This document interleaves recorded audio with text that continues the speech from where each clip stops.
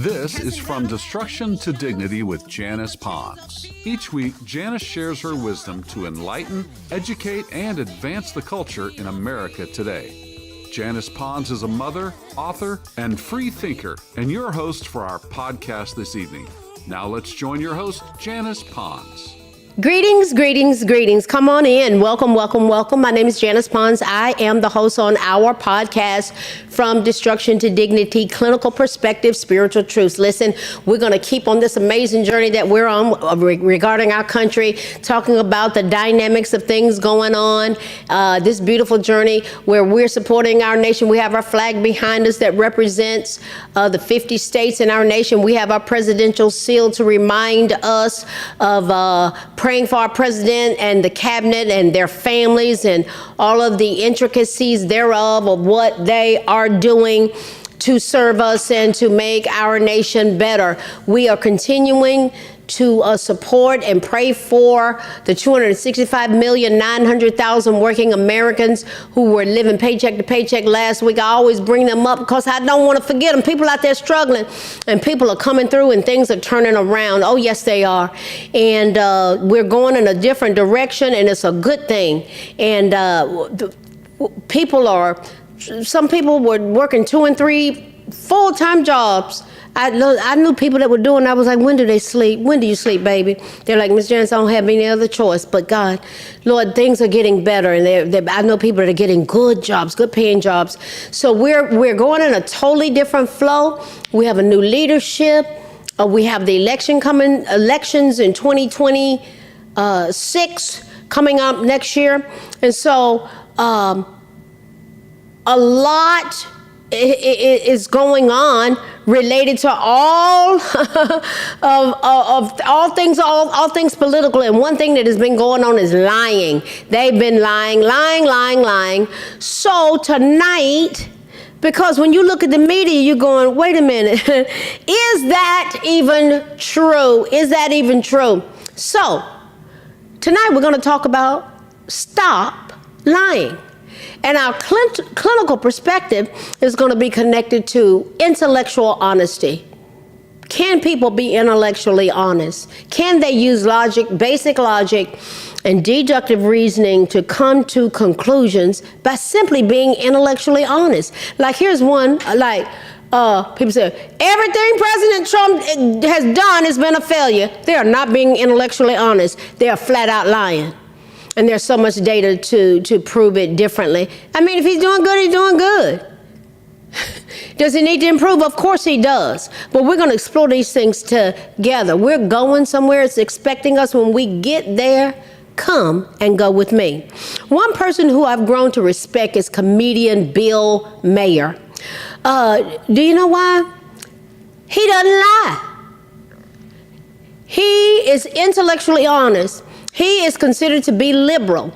See, I'm telling you guys, I don't give 2 cents in many ways about political parties. I care about policies. And he's considered to be liberal, yet he is honest about things going on, and he talks about it.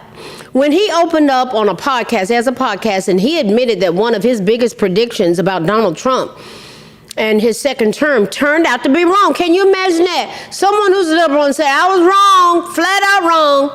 My respect went to an entirely other level for Bill Maher. It just went to another level. He is my fellow American.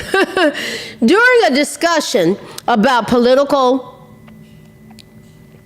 relations, and here's something he does, and I'm going to captivate this thought. My motto on social media is, what would happen if we talk to and with each other versus at each other?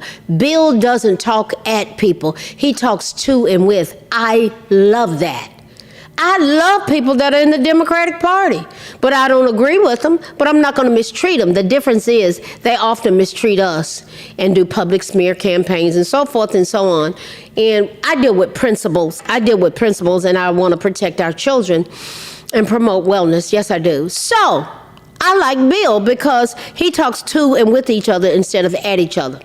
During a discussion about political relations between the left and the right wings, Bill Maher stressed how important it is for both sides to, this is what he said, we need to break bread. And that's the thing. I can be around anybody, but one thing I've learned that I'm not going to do is to show up and be abused. And I've had that happen. And this is when God told me, he said, Janice, you get to determine who has access to you. Oh, boy, went to another level of freedom. But Bill said, we need to break bread. I can break bread with anybody. Don't care about your sexuality. Don't care about your political affiliation. I'd love to get together with you. Oh, yeah. Speaking of which,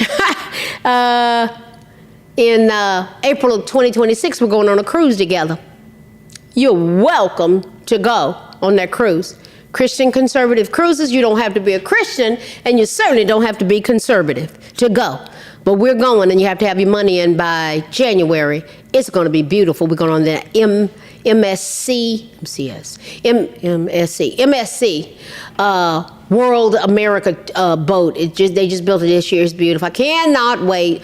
This will be our third cruise. You're welcome to go with us and break bread with us. Yes, we have a good time.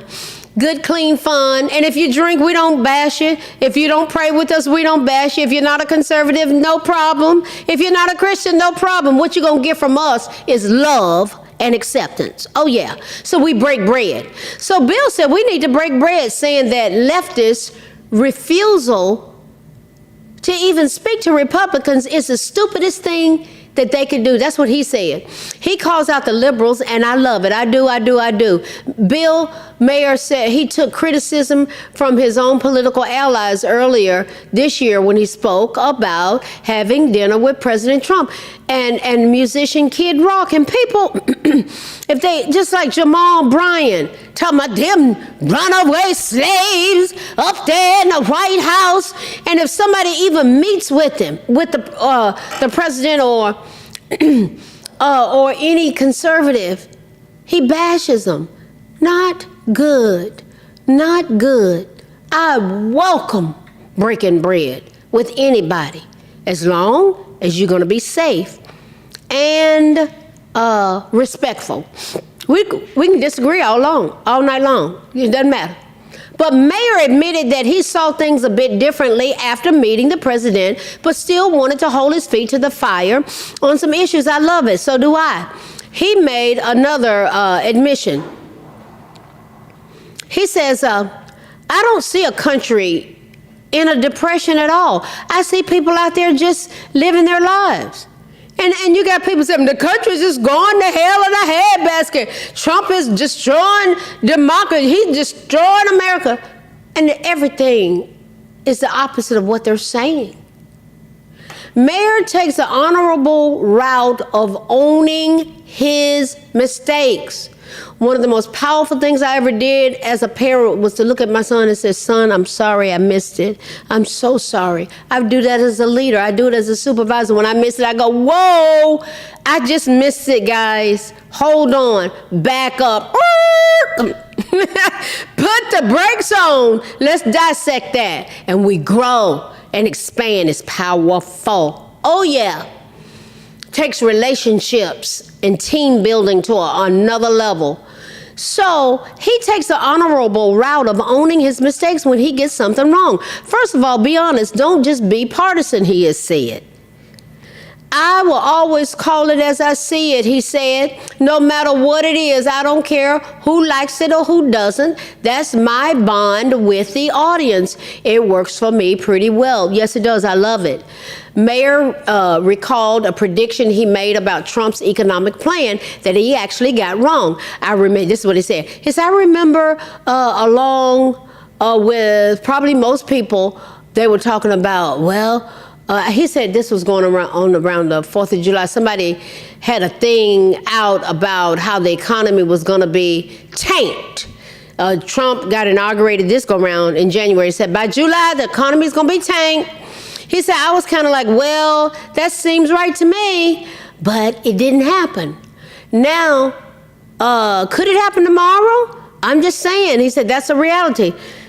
But, this is why we pray, because, what the whole thing with COVID was designed to tank the economy. We pray that there's no weapon that's formed against us and him will be able to prosper. When the enemy tries to come in like a flood, God raises up a standard. And we better speak it out and pray it out. Oh yeah, there's power in what we say and pray. President Trump has, however, surmounted the opposition, proven the haters wrong, and repeatedly come out on top. This is what Bill Mayer is saying. President Trump comes out on top with the EU tariff deal. Yeah, he did, proving haters wrong and leaving some Europeans actually stunned. This is what Bill Mayer was talking about. The president's victory announced in the ancestral homeland of his mother, just days after striking a favorable trade agreement with Japan. I think they're one of the ones investing trillions of dollars in our economy, is likely his most consequential outcome to date. Bill Mayer advised Democrats to do something. Listen to this. You ready?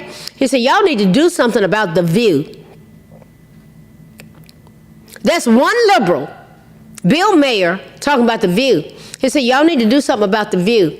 After Whoopi Goldberg made a controversial remark that compared Iran to the United States of America. Meanwhile, a GOP representative blasted Whoopi Goldberg for attempting to compare life in the United States with life in Iran. Oh my goodness. See, is she being intellectually honest? Is she lying?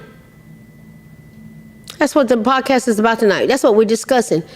Stop lying.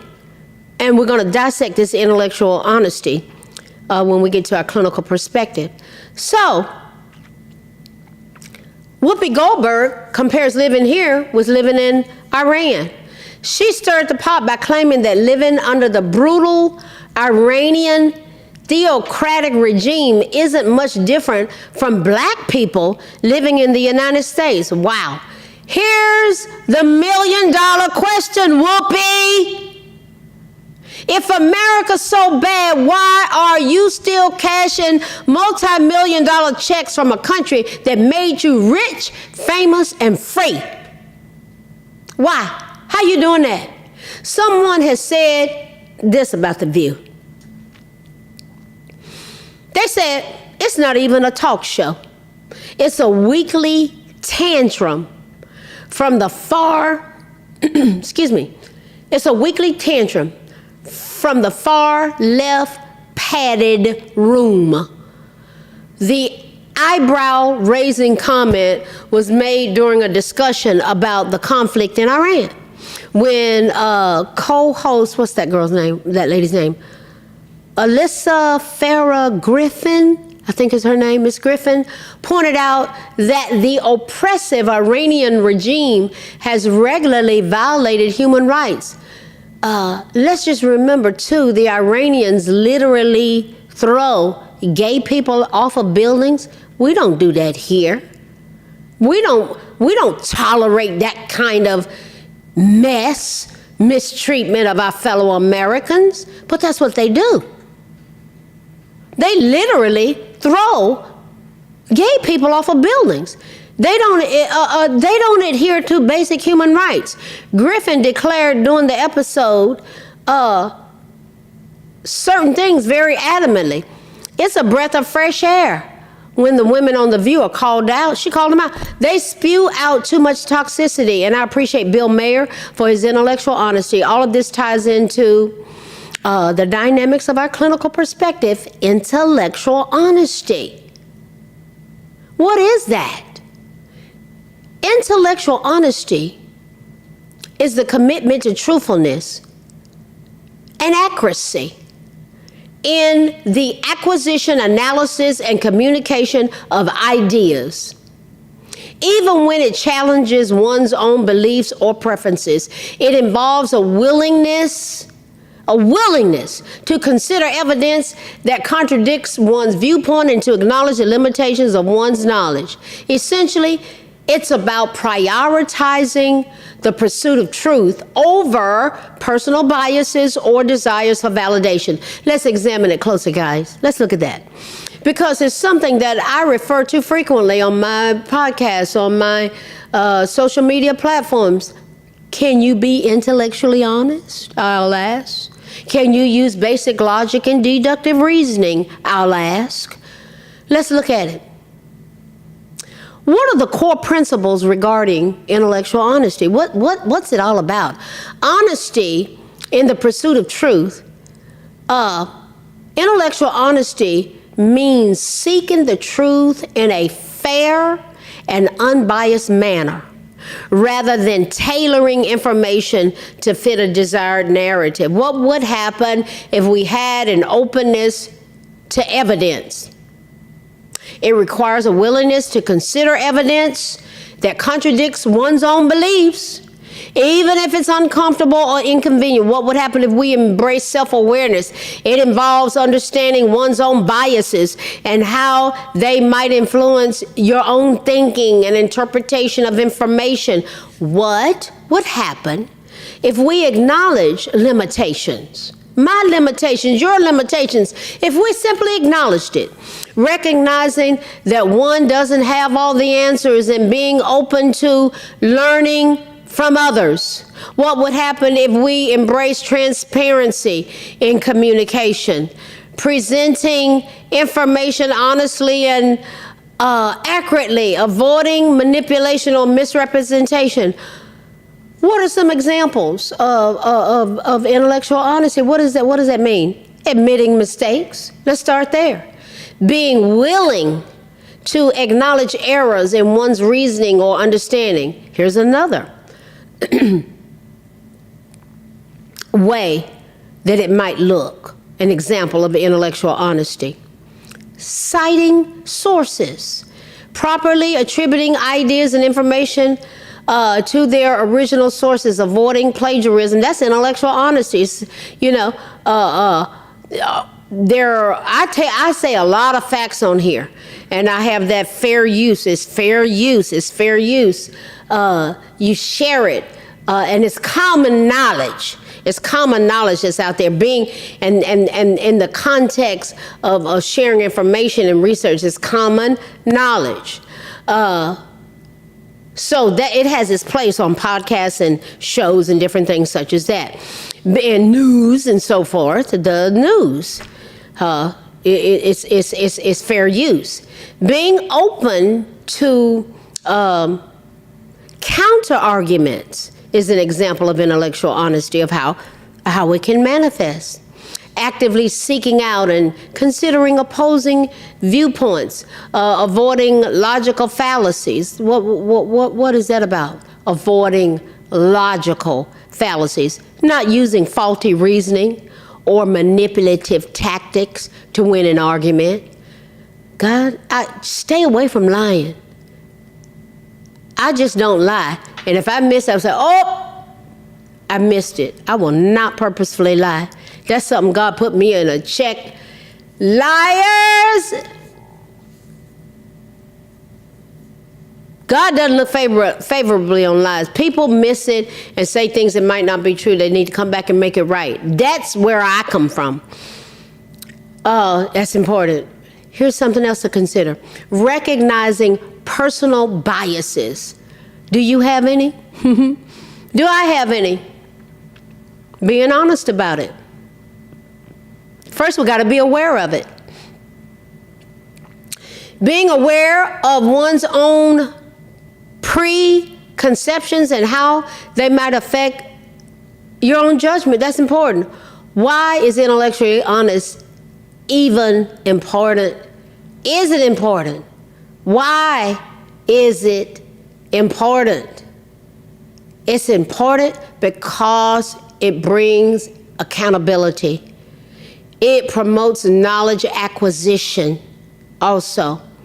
By being open to new information and perspectives, intellectual honesty fosters a more robust and accurate understanding of the world. Oh yeah, it does. And so many people, you can just tell they don't have scope. They don't have even a perspective of the world around them. It facilitates effective communication.